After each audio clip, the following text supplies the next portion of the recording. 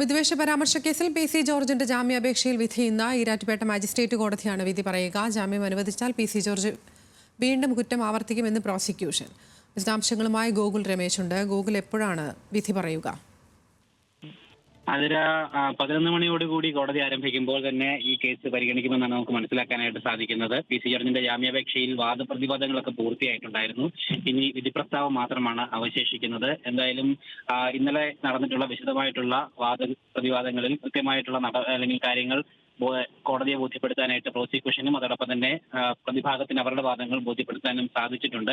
പ്രധാനമായിട്ടും പി.സി. ജോർജിന് ജാമ്യം നൽകരുത്, ജാമ്യം നൽകി അദ്ദേഹം വീണ്ടും പുറത്തിറങ്ങുകയാണെങ്കിൽ സമാനമായിട്ടുള്ള കുറ്റകൃത്യങ്ങൾ ആവർത്തിക്കപ്പെടും എന്നുള്ളൊരു കാര്യമാണ് പ്രധാനമായിട്ടും പ്രോസിക്യൂഷന്റെ ഭാഗത്തു നിന്നും കോടതിയെ ബോധിപ്പിക്കുകയുണ്ടായത്. കുറ്റകൃത്യങ്ങളുടെ ഒരു പരമ്പര തന്നെയാണ് ഈ 30 വർഷം MLA ആയിരുന്ന അല്ലെങ്കിൽ ജനപ്രതിനിധിയായിരുന്ന ഒരു വ്യക്തിയുടെ ഭാഗത്തു നിന്നും ഉണ്ടായിക്കൊണ്ടിരിക്കുന്നത് എന്ന തരത്തിലുള്ള രീതിയിലുള്ള വാദങ്ങളും പ്രോസിക്യൂഷൻ മുന്നോട്ട് വയ്ക്കുകയും ഒക്കെ തന്നെ ചെയ്തിട്ടുണ്ട്. മാത്രമല്ല, അദ്ദേഹം അനാരോഗ്യം മൂലം ആശുപത്രിയിൽ തുടരുകയാണ്. ജയിൽവാസം അനുഭവിച്ചിട്ടില്ല. കാരണം റിമാൻഡിൽ ആയതിനു ശേഷവും ജയിലിൽ കിടക്കേണ്ടി വന്നിട്ടില്ല. ഇത് രാഷ്ട്രീയ സ്വാധീനം ഉപയോഗിച്ചുകൊണ്ടാണ് മെഡിക്കൽ സർട്ടിഫിക്കറ്റ് ഉണ്ടാക്കിയത് എന്ന തരത്തിലുള്ള ആരോപണങ്ങളും പ്രോസിക്യൂഷന്റെ ഭാഗത്തു നിന്നുണ്ടായി. അതേസമയം തന്നെ അങ്ങനെയാണെങ്കിൽ അത് വ്യാജ മെഡിക്കൽ സർട്ടിഫിക്കറ്റ് ആണെങ്കിൽ ഡോക്ടർക്കെതിരെയല്ലേ കേസെടുക്കേണ്ടത് എന്നുള്ള രീതിയിൽ കോടതി തിരിച്ച് മറുപടി അല്ലെങ്കിൽ കോടതി തിരിച്ച് പ്രോസിക്യൂഷനോട് ചോദിക്കുകയും ഒക്കെ തന്നെ ചെയ്തിട്ടുണ്ടായിരുന്നു. അതോടൊപ്പം തന്നെ പ്രതിഭാഗം കൃത്യമായിട്ട് ഈ ജാമ്യത്തിന് പി.സി. ജോർജിന് അർഹതയുണ്ട് എന്നുള്ള കാര്യങ്ങളാണ് പ്രധാനമായിട്ടും പ്രതിഭാഗം മുന്നോട്ട് വെച്ചത്. എന്തായാലും ഇന്ന് അല്പസമയത്തിനകം തന്നെ ഈ ജാമ്യം ലഭിക്കുമോ ഇല്ലയോ എന്നുള്ള കാര്യത്തിൽ ഒരു തീരുമാനം അറിയാൻ സാധിക്കും. ഗോകുൽ രമേശാണ് വിശദാംശങ്ങൾ നൽകിയത്.